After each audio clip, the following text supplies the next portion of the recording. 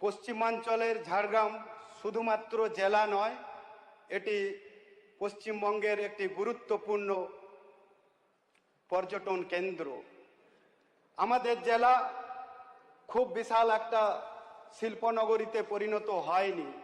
দুর্ভাগ্যের বিষয়, স্বাধীনতার ৮০ বছর পরও আমাদের পর্যটন কেন্দ্রগুলির খুবই শোচনীয় অবস্থায় রয়েছে।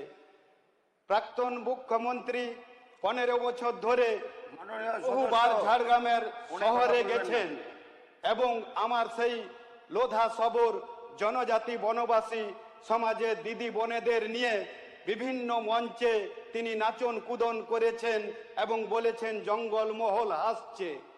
মাননীয় অধ্যক্ষ মহোদয়, জঙ্গলমহল কোনোদিন হাসেনি। জঙ্গলমহলের আমাদের যে ট্যুরিজম স্পট রয়েছে সেইগুলোতে শৌচালয়ের অবস্থা খুবই খারাপ রয়েছে। বিশেষ করে মহিলাদের ক্ষেত্রে, বয়স্ক মানুষের ক্ষেত্রে বিভিন্ন সংকটের সম্মুখীন হতে হয়। আমি মাননীয় মুখ্যমন্ত্রীকে ধন্যবাদ জানাবো। জঙ্গলমহলের পক্ষ থেকে ১৫০ কোটি টাকা ব্যয় এবং ১৬০ একর জমির ওপর টাইগার সাফারি তিনি উপহার স্বরূপ দিয়েছেন। জঙ্গলমহল আপনার প্রতি চিরকৃতজ্ঞ থাকবে।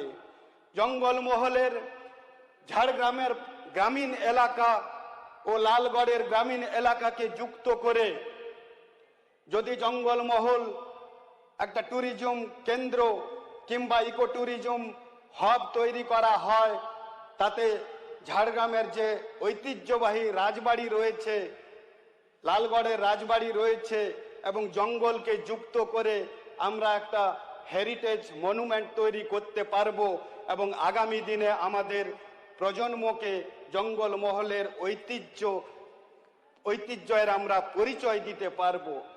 অধ্যক্ষ মহোদয়, পশ্চিমবঙ্গের প্রান্তিক এলাকা ঝাড়গ্রাম জেলার সাথে ঝাড়খণ্ডের পূর্বী সিংভূম এবং উড়িষ্যার ময়ূরভঞ্জ জেলা রয়েছে।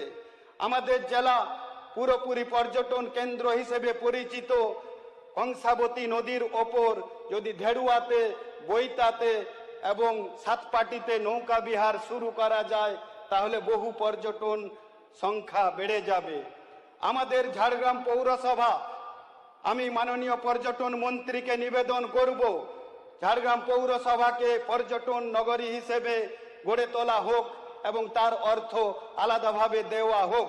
দুর্ভাগ্যের বিষয়, পশ্চিমবঙ্গের প্রাক্তন মাননীয় মুখ্যমন্ত্রী তিনি বারবার বলেন জঙ্গলমহল আসছে, এখনো পর্যন্ত ঝাড়গ্রাম এলাকায় কোনো তোরণ নেই, কোনো ওয়েলকাম গেট করা হয়নি, তার নির্মাণও করেনি, ইচ্ছা শক্তি দেখায়নি। মাননীয় মন্ত্রী মহোদয়কে নিবেদন করব, আমরা প্রকল্প পাঠিয়েছি, সেই ৩টে তোরণ সেটাকে আপনারা নিবেদন করবেন। আমাদের ঝাড়গ্রাম জেলা যেহেতু উড়িষ্যা এবং ঝাড়খণ্ডের লাগোয়া জেলা, সেখানকার বহু পর্যটন কেন্দ্র রয়েছে। আমাদের হোমস্টেগুলো বাড়ানো হোক, তাদের রাস্তাঘাট সুন্দরভাবে তৈরি করা হোক কিংবা পিপিপি মডেলে আমাদেরকে দেওয়া হোক।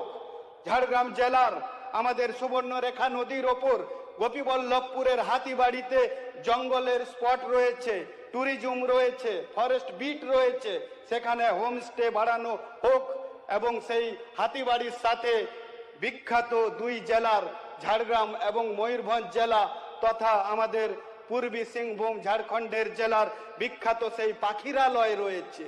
বহু বিদেশি পাখি আসে, বহু সারা ভারতবর্ষের পাখিরা সময়ে সময়ে আসেন, সেখানে হোমস্টে বাড়ানো হোক, সেখানকার নৌকা বিহার বাড়ানো হোক, তাতে জঙ্গলমহল উন্নতি করবে এবং আগামী দিনে আমাদের এই পর্যটনকে কেন্দ্র করে আমরা এগিয়ে যাব।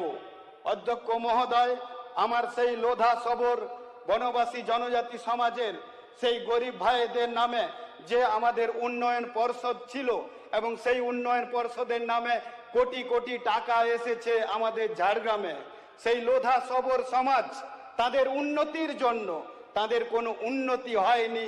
কেন্দ্র থেকে পাঠানো টাকা, কোটি কোটি টাকা তৃণমূলের নেতারা লুণ্ঠন করেছে, অত্যাচারিত করেছে এবং তারা নিজেদের অট্টালিকা নির্মাণ করেছে। অধ্যক্ষ মহোদয়, আমি নিবেদন করব সেই সমস্ত সঠিকভাবে সেই টাকার তদন্ত করা হোক, যাতে সেই আমার লোধা সবর সমাজের দাদা ভাই বোনেরা দিদিরা একটু সামাজিক সম্মান ফিরে চান এবং তাদের কোনো উন্নতি হয়নি, তারা এখনো জঙ্গলে যান এবং জঙ্গলের কাঠ বিক্রি করে তাদের সংসার চালান।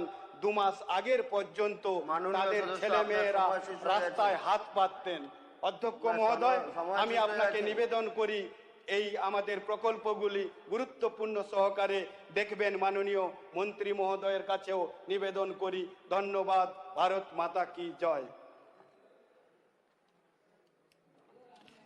এবার মাননীয় সদস্য